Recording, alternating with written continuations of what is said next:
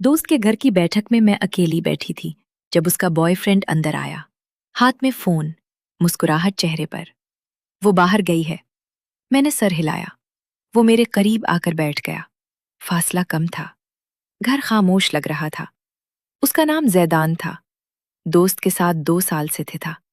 पहले सिर्फ ग्रुप में मिलते थे। आज दोस्त के बाहर जाने पर अचानक मैंने पानी मांगा। उसने ग्लास दिया। हाथ छू गया। मैंने नहीं हटाया। वो मेरे करीब आ गया। तुम हमेशा यहाँ आती हो? मैंने कुछ नहीं कहा। उसने मेरा हाथ पकड़ लिया। मैंने नहीं छुड़ाया। कमरे की हल्की रोशनी में वो मेरे करीब आ गया।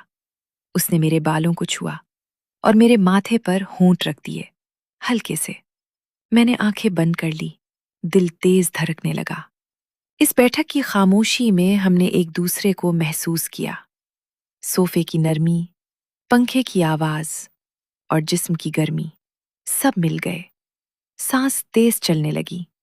हमने एक दूसरे को दोस्त की गैर मौजूदगी में कबूल कर लिया। बाहर कोई नहीं था। अंदर सिर्फ हमारी सांसों का मेलाप था। कपड़े अधूरे रह गए। वक्त का पता नहीं चला। जब अलग हुए तो जैदान ने मेरा हाथ दबाया और पीछे हट गया।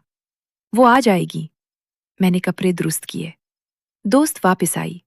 हमने आम चेहरा रखा। अगले दिन फिर मौका मिला। कुर्बत बढ़ती गई। शिद्दत गुज़िश्ता बार से ज्यादा हो गई। सांस भारी होने लगी। कई हफ्ते ऐसे गुजरे। दोस्त को कुछ पता नहीं चला। हम छुप कर मिलते रहे। कभी उसके घर, कभी मेरे घर जब खाली होता। कभी किसी खामोश जगह पर। कभी सिर्फ लम्स, कभी बोसा, कभी मुकम्मल तौर पर एक दूसरे के करीब हो जाना। मैं जानती थी ये दोस्त का बॉयफ्रेंड है, मगर घर की दीवारों ने सब छुपा लिया। एक दिन जैदान ने बताया कि वो अपने शहर वापस जा रहा है। मैंने सिर्फ सोफे की तरफ देखा। आखिरी मुलाकात दोस्त के घर में हुई। हमने आखिरी बार एक दूसरे को महसूस किया। शिद्दत ज्यादा थी। जब अलग हुए तो उसने मेरा हाथ मजबूती से पकड़ा और सर हिलाया। ख्याल रखना। मैंने जवाब नहीं दिया, बस बैग उठाकर निकल गई। अगली सुबह वो चला गया। अब दोस्त के घर जाती हूँ तो जैदान का नाम नहीं आता। कभी कभार बैठक की कुर्सी याद दिलाती है।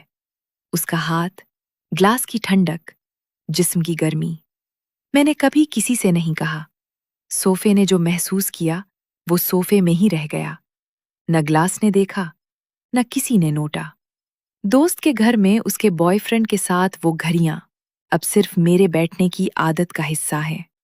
मैं रोजाना कुर्सी पर बैठती हूँ, नई बातें करती हूँ, और वो लम्हे आहिस्ता आहिस्ता गद्दी के नीचे दबते जाते हैं।